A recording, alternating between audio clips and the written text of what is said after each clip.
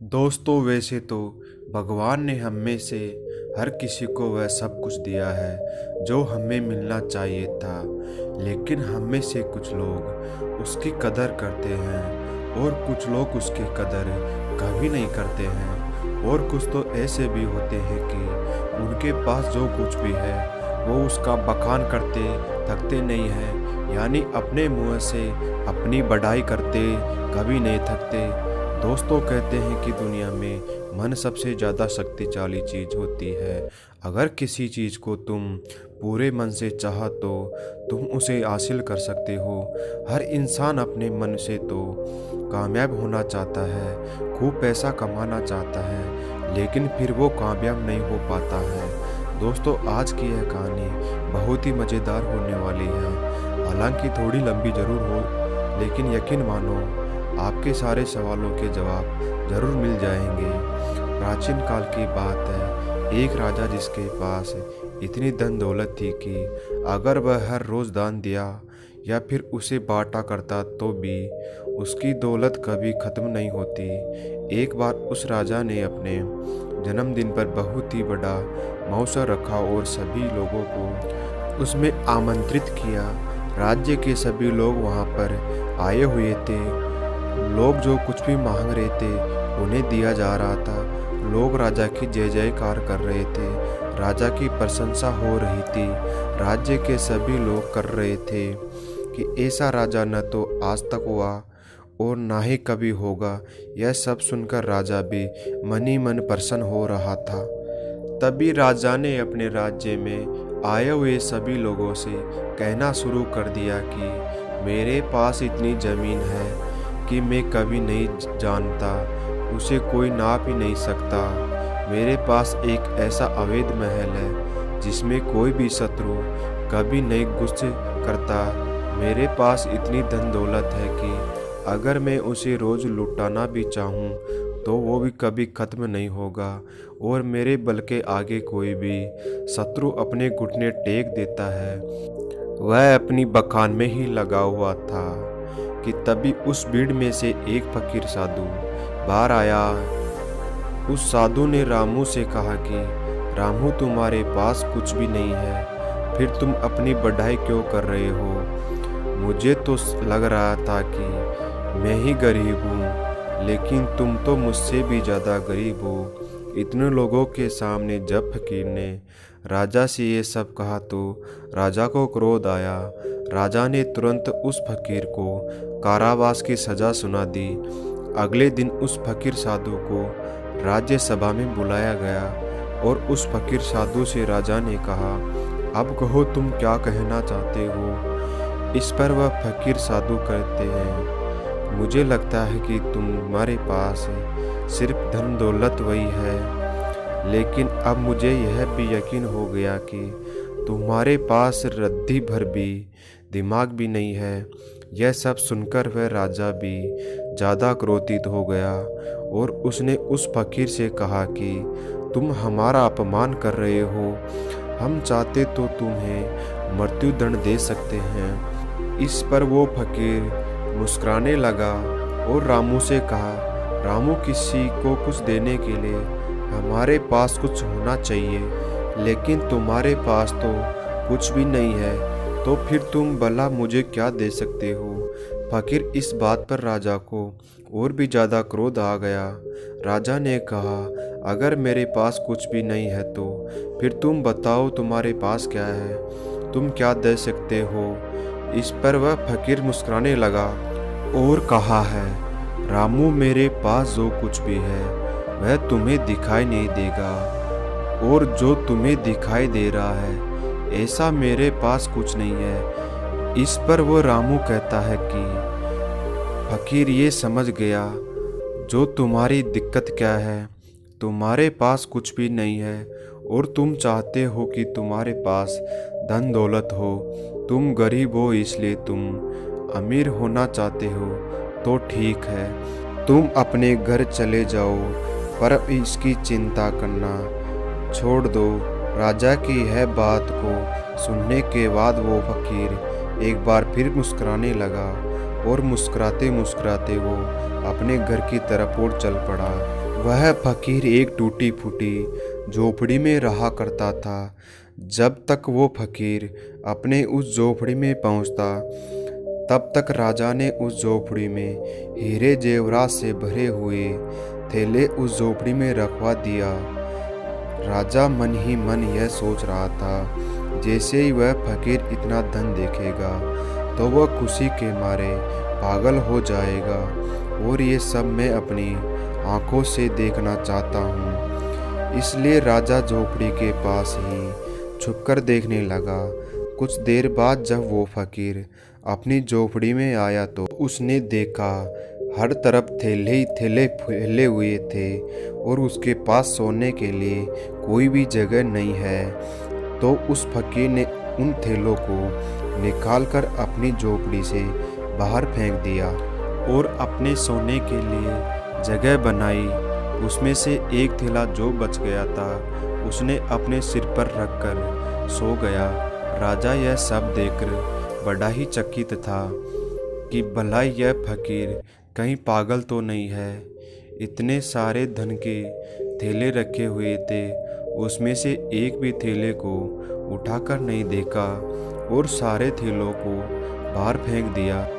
लेकिन जैसे ही वो उठेगा तो इन थैलों के अंदर इतना सारा धन देखेगा तो वह जरूर खुशी के मारे पागल हो जाएगा, और जो कुछ भी थैलों के उसने बाहर फेंके हैं वो भी उठाकर वो अपनी झोपड़ी में ले जाएगा।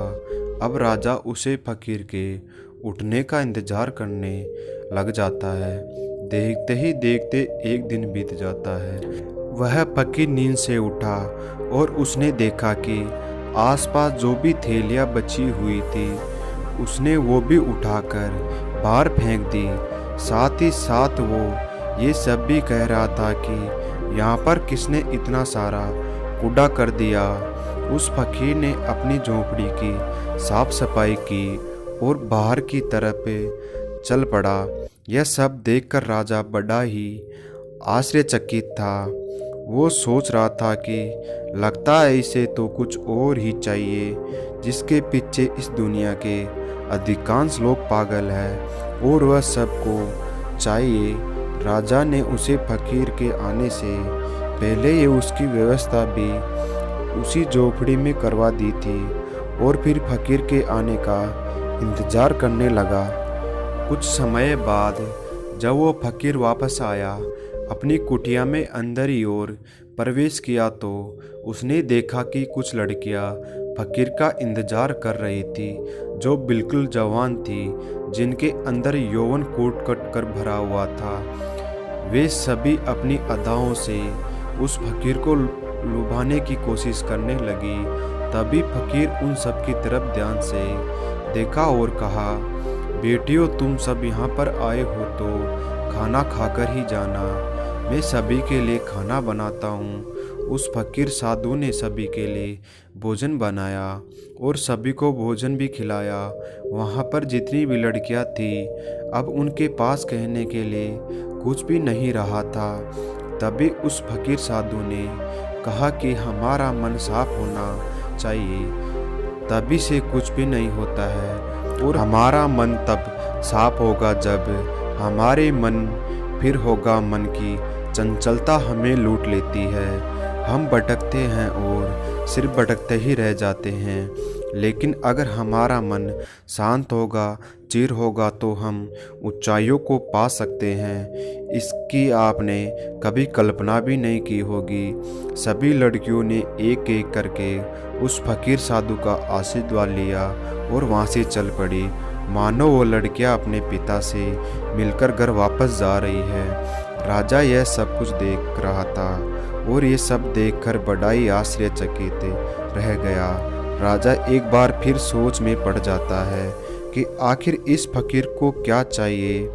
इसने धन भी नहीं लिया, इसने उन स्त्रियों को खाना खिलाकर भेज दिया, और फिर ऐसी कौन सी चीज़ है जो इस फकीर साधु को खुश कर सकती है। बहुत देर तक सोच विचार करने के बाद राजा के मन में एक और नया विचार आता है और वो सोचने लग जाता है कि एक ऐसी चीज़ है जिसके लिए लोग परेशान रहते हैं, जिसके लिए लोग षड्यंत्र भी रचते हैं और जिंदगी भर इसे पाने की कल्पना करते रहते हैं। लेकिन यह सबके भाग्य में नहीं होता है। यह सब सोच विचार करने के बाद राजा फकीर की झोपड़ी में चला जाता है। फकीर ने जैसे ही राजा को देखा, उसने राजा को देखा और कहा, रामू आइए, आपका स्वागत है। इस पर राजा ने कहा, मैं आज आपको ऐसा उपहार भेंट करने आया हूँ और यह उपहार एक ऐसी चीज़ है जो सबके भाग्य में नहीं, ये कुछ ही लोग कोई मिल पाता है। इसके लिए लोग लड़ते भी हैं और मरते भी हैं और षड्यंत्र भी रचते हैं। यह फिर भी ये उनके नसीब में नहीं होता है। राजा ने अपना मुकुट निकाला और उस फकीर के सिर पर रख दिया और कहा, आज से आप इस राज्य के राजा हैं। इस पर वो फकीर मुस्कुराने लगता है और कहता है, हे रामू, अब मैं खुद इतना कंगाल हूँ कि आपके पास ले देकर बस ये चीज़ें तो बची है। अगर आप वो भी मुझे देंगे तो भला आपके पास क्या बचेगा। इस पर वह राजा और भी क्रोधित, उसके अहंकार को ठेस लग जाती है। राजा ने क्रोधित होकर कहा, तुम एकदम मूर्ख हो, तुम्हारे पास कुछ भी नहीं है और मैं तुम्हें देने की कोशिश कर भी रहा हूँ तो वो भी तुम नहीं ले रहे हो और कंगाल बता रहे हो। मैंने तुम्हें सुख देने की इतनी सारी कोशिश की है, लेकिन सारी की सारी नाकाम रही। अब मुझे समझ में आ गया है कि तुम इसी कंगाली में जीना चाहते हो। तुम्हें यह कंगाली पसंद है। राजा के मुख से यह शब्द सुनते ही फकीर जोर से हंस पड़ता है और उस राजा से कहता है, जिसे तुम परम सुख बता रहे हो वो परम सुख नहीं है बल्कि परम दुख है। तुम बता रहे हो कि तुम्हारे पास इतनी ज़मीन है कि कोई नाप नहीं सकता, इतना पैसा है कि अगर तुम बांटते रहो तो कभी ख़त्म नहीं होने वाला, और तुम यह भी कहते हो कि तुम्हारे बल के आगे शत्रु भी घुटने भी टेक देते हैं। लेकिन रामू, तुम्हें यह भूल चुके हो कि ये कभी किसी का नहीं हुआ, यह तुम्हारा भी नहीं होगा। आप तुम्हारे पास है, यह कल किसी और का होगा और उसके बाद किसी और का। यही प्रक्रिया निरंतर चलती आ रही है, इसलिए मैं तुम्हें कंगाल बता रहा हूँ। इस पर वो राजा फकीर से कहता है कि तुम क्या चाहते हो? क्या मैं तुम्हारी तरह बन जाऊँ, तुम्हारी तरह यह गंदे कपड़े पहन लूँ, तुम्हारी तरह कटोरा लेकर दर दर भटक कर भीख मांगता रहूं? क्या तुम्हें यही चाहिए? क्या तुम इसी को अमीरी कहते हो? अब की बार फकीर ने राजा से कहा, हे रामू, धन दौलत, राजपाट और व्यापार यह हम सभी करते हैं और हम सभी को करना भी चाहिए, पर ये याद रखना चाहिए कि ये हमारे लिए है, हम इनके लिए नहीं है। जिस दिन हम इनके लिए हो जाएंगे उस दिन हमारे जीवन में कोई भी मकसद नहीं बचेगा। हम केवल धन कमाना चाहेंगे, अधिक से अधिक धन लोगों को मारकर, लोगों को गिराकर अपनी सत्ता बढ़ाना, लोगों की जिंदगियों से खेलना, बस यह मकसद रह जाता है। और जब ऐसा होता है तो सब कुछ गड़बड़ हो जाता है, कुछ भी सही नहीं रहता, क्योंकि जो कुछ भी तुम बटोर रहे हो यह तुम भूल चुके हो कि एक दिन ऐसा आएगा जब यह सब कुछ तुम्हें छोड़ना होगा और यह सब कुछ यहीं रह जाएगा।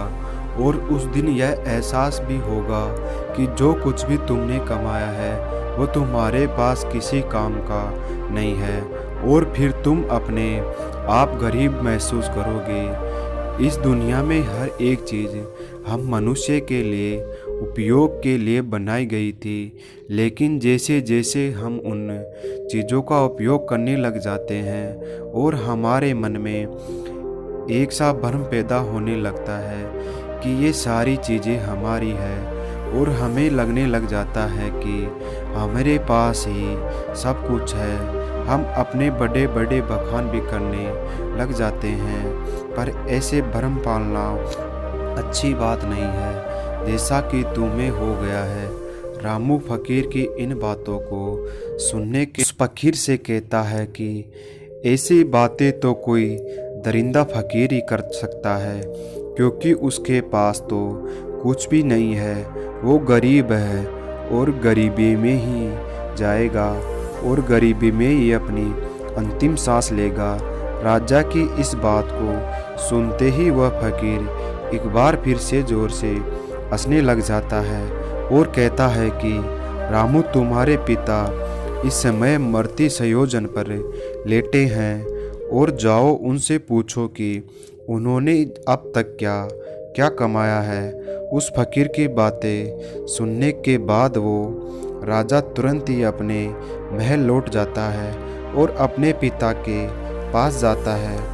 वहाँ उसने देखा कि उसकी तबीयत काफ़ी खराब हो चुकी थी। राजा ने अपने पिता से पूछा, पिताश्री, मैं आपसे ये जानना चाहता हूँ कि आपने आज तक क्या क्या कमाया है, आपने आज तक क्या क्या इकट्ठा किया है। इतना बड़ा राज्य है, इतनी धन दौलत है, इतना यश है, और एक मेरे जैसा पुत्र भी है। क्या आपने ये सब कमाया है? अपने बेटे की बात को सुनने के बाद राजा के पिता ने कहा, बेटा, जब तक मेरे हाथ पैर सही से काम कर रहे थे तब तक मुझे भी ऐसा ही लगता था, लेकिन आज जब मैं इस हालत में हूँ और मुझे यही भी पता है कि बहुत ही जल्द मैं मृत्यु को प्राप्त हो जाऊँगा, तो अब मुझे ऐसा लग रहा है कि जैसे आज तक मैंने कुछ भी नहीं किया है। मैं अपने आप को बिल्कुल खाली महसूस कर रहा हूँ। जो कुछ भी मेरे पास है उसमें लालच है, कुरुकताबाजी और धोखेबाज हूँ। वास्तविकता से यही सब मैंने कमाया है, यही है जो मैंने अपने पूरे जीवन में कमाया है और इसी को इकट्ठा किया है। इसके अलावा मेरे पास और कुछ भी नहीं है, और नहीं इसके अलावा मेरे साथ कुछ भी हो जाने वाला है। आज मुझे खुद पर हंसी आ रही है। इस महल में मेरे साथ कितने ही ऐसे लोग थे जिन्हें मैंने अपना कहा था, जिसने मेरा लगाव था, लेकिन आज वो मेरे साथ नहीं है। यहाँ तक कि तुम भी मेरे साथ नहीं हो। इतना बड़ा मूर्ख और कौन हो सकता है? पिता के मुख से यह सारी बातें सुनकर राजा के मन को बड़ी ठेस लगती है, उसे बड़ी तकलीफ होती है। वह तुरंत ही उन फकीर साधु के पास वापस लौट जाता है और उसी फकीर से कहता है कि जो तुम कह रहे थे वह बिल्कुल सही है। तुम कह रहे थे कि तुम कंगाल हो, मैं गरीब हूँ, पर मेरे पास देने के लिए कुछ भी नहीं है। तुम बिल्कुल सही कह रहे थे, लेकिन मैं अमीर बनना चाहता था और मैं अपनी अमीरी को लोगों में बांटना चाहता था, ताकि मैं अपने अंतिम समय पर यह ना कह पाऊँ कि मेरे पास कुछ भी नहीं है। राजा की इन बातों को सुनने के बाद फकीर ने राजा से कहा कि तुम्हारे पास जो कुछ भी है, धन दौलत, इन सभी को सही ढंग से उपयोग करो और तुम अमीर हो जाओगे। अगर तुम सही उद्देश्य के साथ अपने कार्यों को करते होंगे तो उस फल को भी तुम्हें अच्छा ही मिलेगा। इस पर वह रामू फकीर से कहता है कि आखिर इसमें सही क्या है, ये आप ही मुझे बताइए। राजा के इस सवाल का जवाब देते हुए फकीर साधु उससे कहते हैं कि धन कमाओ पर धन के मालिक बनो, लेकिन याद रखना कि कभी भी धन को अपना मालिक मत बनने देना। तुम राजा हो तो राजा के अपने कार्यों को भी पूरा करो, प्रजा का ख्याल रखो, लेकिन प्रजा को लूटकर अपना धन, अपना वैभव मत बढ़ाओ।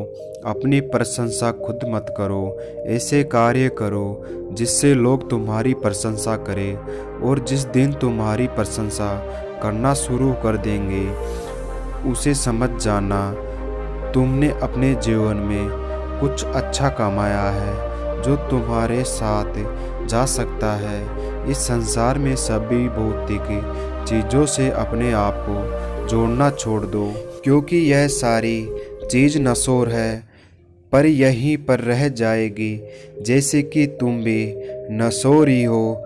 तुम जाएंगे तो अकेले ही, लेकिन तुम अपने साथ अपने कर्म ही ले जाओगे। ये अच्छे हो सकते हैं या बुरा, इसलिए तुम्हारा पीछा नहीं छूटने वाला है। राजा को सारी बातें समझ में आ चुकी थी। राजा ने फकीर को धन्यवाद कहा और उन्हें प्रणाम किया और वापस अपने महल की ओर चल पड़ा। आखिर में अंतिम समय आने पर हमें यह एहसास होता है कि हमने सब कुछ कमा कर भी नहीं कमाया और हमारे साथ सिर्फ हमारे कर्म ही जाते हैं। दोस्तों, उम्मीद है कि आपने आज इस कहानी से ज़रूर कुछ ना कुछ नया सीखा होगा।